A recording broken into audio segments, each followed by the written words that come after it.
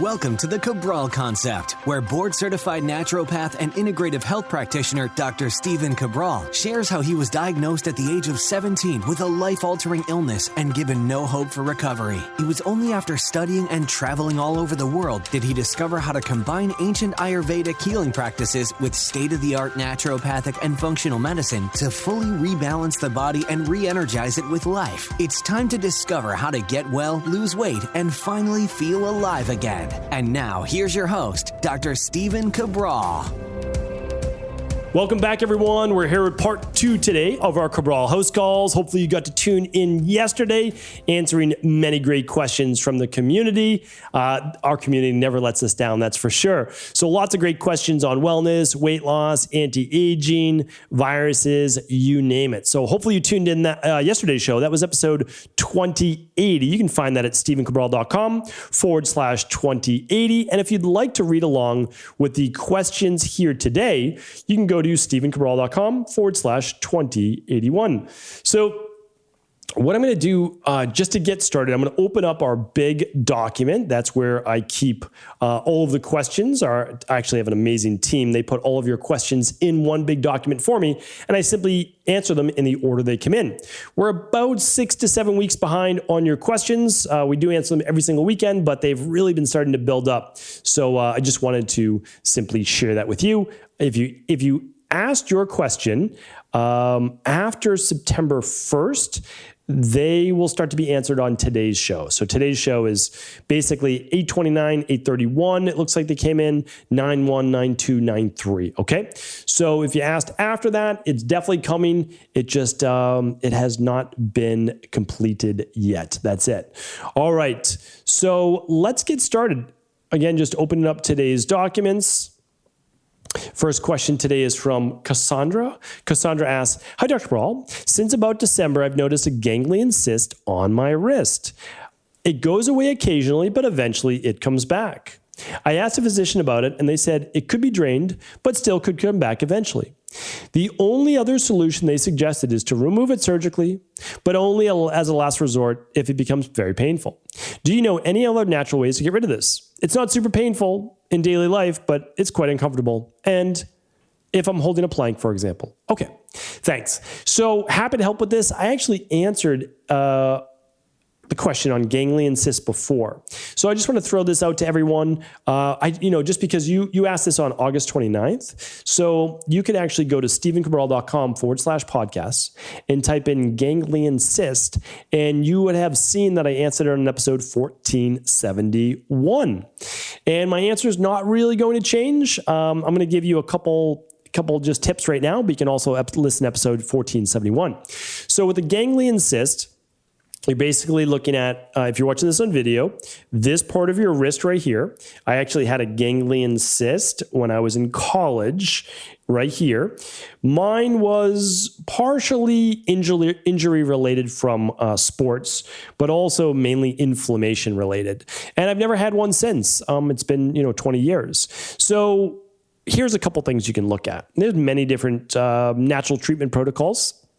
The things that I've seen help the best, though, are proteolytic enzymes and an anti-inflammatory nutrition plan. That's mainly what I've seen work the best. So anti-inflammatory nutrition plan, I've been talking about that on the podcast for the last 6 years. 7 to 9 servings of fruits and vegetables every single day. Remove your food sensitivities. That's a big one. I was eating a lot of food sensitivities back then in college. And the other one is, again, a good proteolytic enzyme like a serapeptase. And one of those good products is called Florafilm. And you can find that at if you go to stephencabral.com/Ecolife, you'll be able to find Florafilm there. You can also just type in Florafilm in Google and you'll be able to find it. And that's 4 on an empty stomach upon waking, or 2 upon waking, 2 before bed. That would work as well.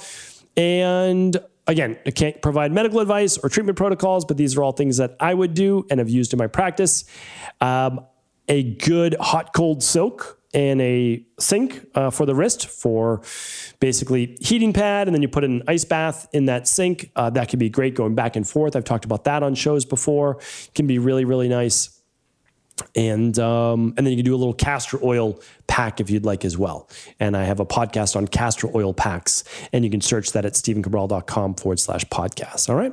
So great question. Karen's up next. Hi, Dr. Ball. I remember you discussing the Sperti lamp for vitamin D absorption and was wondering if you had been able to test out the lamp. If so, what was your consensus? Super interested in hearing your thoughts. All right. So I was able to use the Sperti lamp and I really did like it. So the Sperti lamp is a different way to get your vitamin D, right? So you have the natural sunlight, but if you're like I was in Maine and Boston, I should say, both places, during the wintertime, you can't get vitamin D from the sun. You're not getting vitamin D from the sun really, except for, well, I mean, if we're really being honest, June through September, because the sun just isn't strong enough in May to get a tan in Boston. Like, it's just not really happening.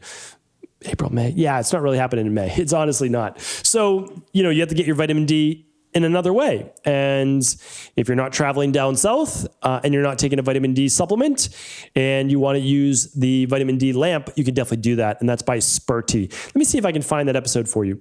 So I'm just going to type in Sperti at stephencabral.com/podcast. We'll see if I can find it. Episode 1778. So if people want to learn more about it, you can definitely check it out there. Okay, so let me give you my story on that though. I used it for a couple weeks. Thought the product was great. It's literally 5 minutes. It's super easy to use. You're not using it as like a tanning lamp. The goal is not to get a tan from it. We're not in a tanning booth. We're not saying that. What it is to naturally increase your vitamin D levels. The only issue was that I ended up going south for that part of the winter. So I can't give you an accurate assessment if it raised my vitamin D. However, since then, I've looked up additional research on the Sperti lamp, and it does show that people are raising their vitamin D levels through using the Sperti vitamin D lamp. So I can say, not personally, but I can say from others that it has worked, and it was a super easy product to use.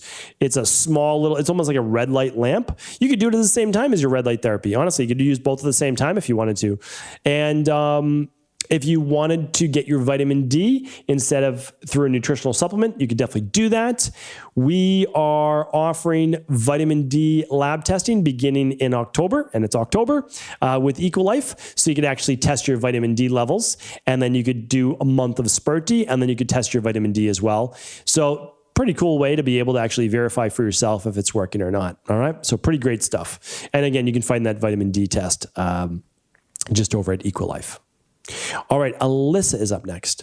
Alyssa says, hi, Dr. Brawl. I have bacterial vaginosis on and off for months on end. I really don't want to have to take antibiotics as I have a liver and GI disease and autoimmune issues I'm working through with nutrition and holistic modalities.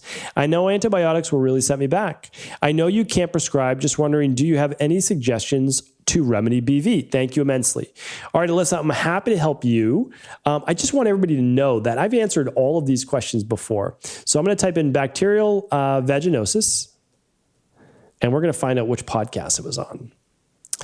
All right, it was on episode 590 and episode 506 and 456 and 435 and 358. All right. So 590, 506, 456, 435, 358. Those are all my podcasts with bacterial vaginosis. Now, I'm just going to type in just vaginosis because I know I wrote that for just some. And probably the same shows will pop up. Yep, same ones. Now, let me see if I can just type in BV, and we'll see if any shows pop up individually for that. Too many shows just for that. Okay, so many shows already on bacterial vaginosis, but I'm going to help with this one here today as well, Alyssa. But you've got plenty of other shows to tune back into. We help women with bacterial vaginosis all the time. Here's the issue: if you take antibiotics, it will clear it up for a little bit, and then you'll just relapse. And the reason is that bacterial vaginosis has to do with your gut bacteria as well as the vaginal-based bacteria. And what happens is when the vaginal-based bacteria is not acidic enough, not enough of the lactobacilli-based bacteria, you're going to end up with an overgrowth of bacteria because lactobacilli bacteria, just like in your small intestine, inhibit the growth of other forms and larger proliferations of bacteria, which means you need to make sure that the small intestine has different bacteria than the large intestine, which is why people can sometimes get SIBO and can actually give themselves SIBO if they're super stressed. I've gone through that on many other podcasts before. In terms of bacterial vaginosis, that means something is off with the vaginal-based flora, vaginal-based bacteria. So what we do is we do the Candida metabolic and vitamins test or the bacteria and parasite stool test. We also then do boric acid capsules, and then we'll typically do a lactobacillus-based vaginal suppository, and we get great results. But we'll do the CBO protocol along with it. So we do the CBO protocol along with the citracidal, and then we'll do a suppository of basically vaginal suppository of boric acid that you can make those capsules yourself, as well as then a lactobacilli-based probiotic. And again, we've gotten really great results with that, but you have to work internally as well. You can't just work externally with suppositories. So that's what I recommend. Again, I can't provide you any medical diagnosis, any medical treatment plans, but that's what we do at a root causal level, and it works really well. So in an ideal world, you'll do labs to figure out what's going on with the gut, and then we'll work vaginal suppository wise, and we'll do the CBO protocol with the citracidal drops. All right? But your coach would be able to give you the exact specifics. Angele is up next. Hello, I'm looking for a natural supplement to keep me calm. I become very nervous when I have to go see the doctor and causes my blood pressure to go extremely high. Thanks in advance. Okay, so the best test that you could run first, though, is the minerals and metals test or the starter kit. You can find the starter kit at stephencabral.com/starter-kits. In terms of a nutritional supplement, I recommend the Adrenal Soothe. That is a product that is used around the world by tens of thousands of people. It's called Adrenal Soothe, SOOTHE, and it soothes stress. So the three main products to help with stress are an activated B complex, full spectrum magnesium, and Adrenal Soothe. So you can go use them all if you'd like, or you can simply use in order of calming, which is Adrenal Soothe. Typically, we do one capsule at lunch and 2 capsules at dinner. But if you find yourself stressed earlier in the day, you can certainly do 1 capsule at breakfast, 1 at lunch, 2 at dinner. You'll just see how it works for you. And then full spectrum magnesium, which would, again, you'd do the same thing. 1 at lunch, 2 at dinner, or if needed, 1 at breakfast, 1 at lunch, 2 at dinner. So that is, those are my recommendations, all right? Good place to start. All right, next up is Stacy. Stacy says, "Hi, Dr. Brawl. My name is Stacy. I'm 29 and an Australian listener. We have just had our winter, and during that time, I noticed the ends of my toes were getting really itchy, red, and swollen. It was such an uncomfortable feeling. I was told I have Chilblains and that there really isn't a cure than just to keep your feet warm at all times. I must say that has helped so much, but I was wondering if there was a response to something else. I've never had this issue before. I tried to search it up on the issue in your podcast, but couldn't find any resources. Thanks so much for your help, Stacy." Okay, Stacy, happy to help with this. Yeah, we don't talk about this a lot, but it's very similar to Raynaud's. So if you've heard of Raynaud's before, it's not drastically different, but diagnosed differently. Okay, so they both pretty much happen in the cold. Raynaud's can happen any time of the year, but certainly worse in the cold. It's definitely a circulatory issue. Raynaud's, hands and feet, fingers and toes, same with Chilblains. And sometimes Chilblains is more of like a red rash than the purple that you would get with the Raynaud's. But in our experience, we've been able to help with both. And that's because there's an underlying root cause to everything. So the issue was higher levels of stress. So we would run the Big Five. So stephencabral.com/Big Five. We'd run those labs. We would see what's going on.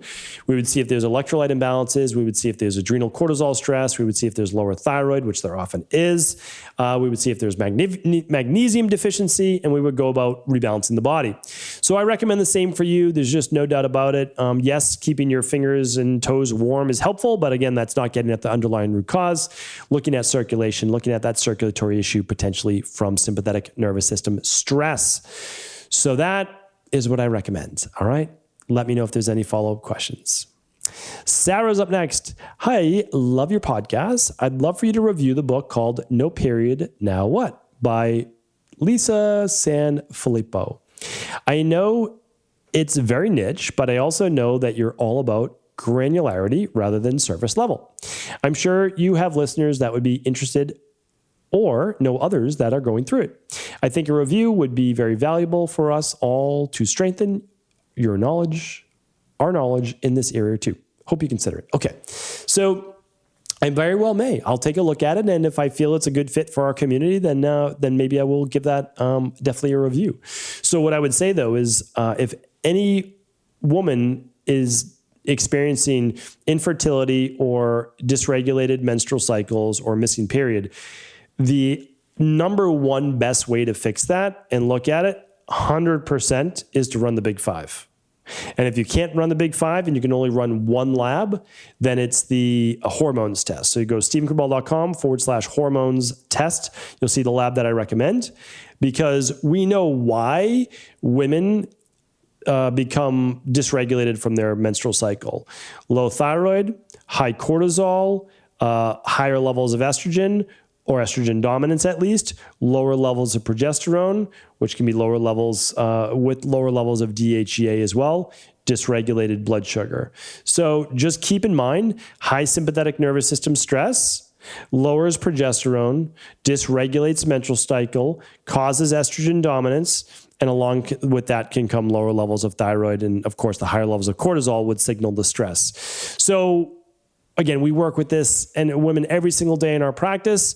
It's there's no like straight lines in the world to getting well, but hands down, running at least that one lab and getting a protocol built on your bioindividuality is the absolute best way of doing it. Now, can you also, and should you also read more about it? 100%. And I'm a big advocate of that, especially if, a book like this is talking about reducing sympathetic nervous system stress, keeping the body in a calm place, not in a survival-based spot. All of that can be very beneficial. So I'll check it out. And I always appreciate the book reviews. There's no doubt about it. I try to review at least one book a week on my Friday Review podcast. So always looking for new ones. So thank you, Sarah. Appreciate you. And thanks for looking out for our community as well. Thank you, everyone. That was our sixth question for today. So that is going to be a wrap. I appreciate all of you tuning into today's show. I will be back tomorrow. It is our Mindset and Motivation Monday. I hope you tune in then, and I hope you've had an amazing weekend. All right, take care, everyone. Thank you so much for tuning into the show. And this week is a big celebration for us over at Equilife. It is Equilife's first anniversary, switching from Equilibrium Nutrition to Equilife. And we couldn't be more excited to be able to share this celebration with you. All this week, we're actually giving away our Equilife-based t-shirts, free men and women's t-shirts on all qualifying orders over $129. This is an amazing $19.95 to $29.95 value, and get yours completely free while supplies last. Head on over to StephenCabral.com/Equilife for all of the details. And again, thank you so much for being a part of the Equilife community.